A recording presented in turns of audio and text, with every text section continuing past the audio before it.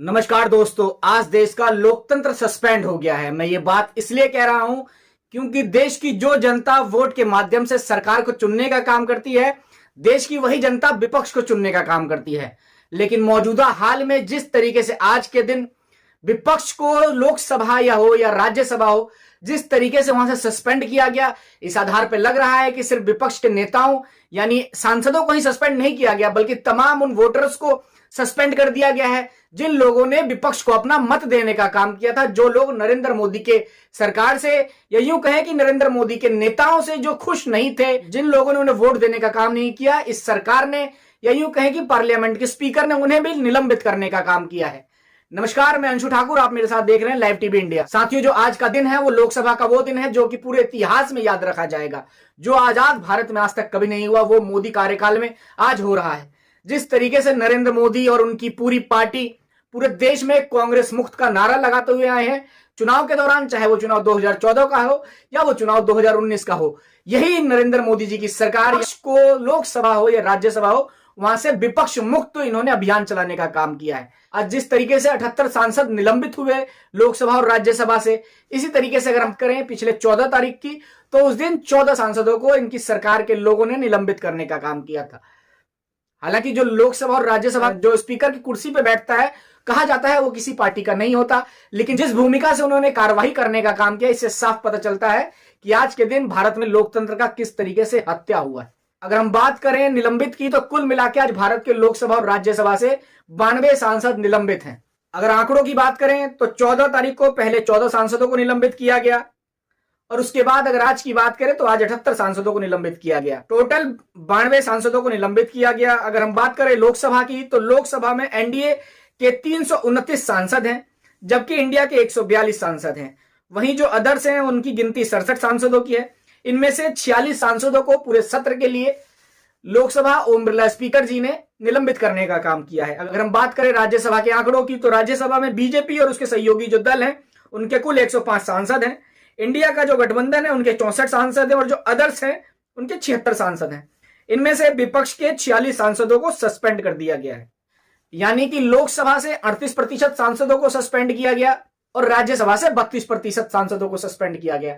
अब आप अनुमान लगाइए कि संसद किस तरीके से चलने का काम करेगा। अगर हम मुख्य नेताओं की बात करें कि किन किन नेताओं को सस्पेंड किया गया है, जो कि पूरे चर्चे में रहते हैं, हर मुद्दे को उठाने का काम करते हैं। अगर देखें कि कांग्रेस के जो बड़े नेता हैं उनमें जयराम रमेश जी का नाम है, केसी वेणुगोपाल, रणदीप सुरजेवाला, समाजवादी पार्टी के प्रोफेसर रामगोपाल यादव जी, डीएमके के कनीमोझी, आरजेडी के मनोज कुमार झा, सीपीएम के जॉयन ब्रिटास, ऐसे कुल मिला के 92 सांसदों को निलंबित करने का काम किया। जो उनका गुना है वो भी जानिए आप। आखिर क्या वजह हुई जो भारतीय जनता पार्टी के सरकार में जिस तरीके से लोकसभा और राज्यसभा में जिस तरीके से सांसदों को निलंबित किया गया, उसकी जब वजह सिर्फ यह है कि लोकसभा के स्पीकर हो या राज्यसभा के स्पीकर हो, उनका यह कहना है कि इस तरीके से आप सदन की कार्रवाई में तख्ती का इस्तेमाल नहीं कर सकते। जिस तरीके से कार्रवाई की मांग कर रहे हैं, जिस तरीके से हंगामे करने की मांग कर रहे हैं, यह सदन के मर्यादा को खत्म करने का काम करता है। इन सांसदों का निलंबन हुआ है, या यूं कहें जो विपक्ष के सांसद हैं उनकी सिर्फ यह मांग थी कि जिस तरीके से पिछले कुछ दिन पहले लोकसभा की कार्रवाई जब चल रही थी, इस तरीके से पिछले कुछ दिन पहले संसद भवन की कार्रवाई के दौरान जिस तरीके से घुसपैठियों की तरह देश के कुछ लड़के संसद भवन में घुस गए, जिन्होंने सुरक्षा के सारे इंतजामों को नेस्ता नाबूद करके उन्होंने संसद भवन की चलती हुई कार्रवाई में उन्होंने पीले कलर का कंटेनर से धुआं छोड़ने का काम किया, गैस छोड़ने का काम किया, जिसके बाद जो विपक्ष के सांसद हैं वो लगातार संसद भवन की सुरक्षा पे सवाल पूछने का काम कर रहे हैं। वो जानना चाहते हैं कि आखिर किस तरीके से सुरक्षा के चाक चौबंद है,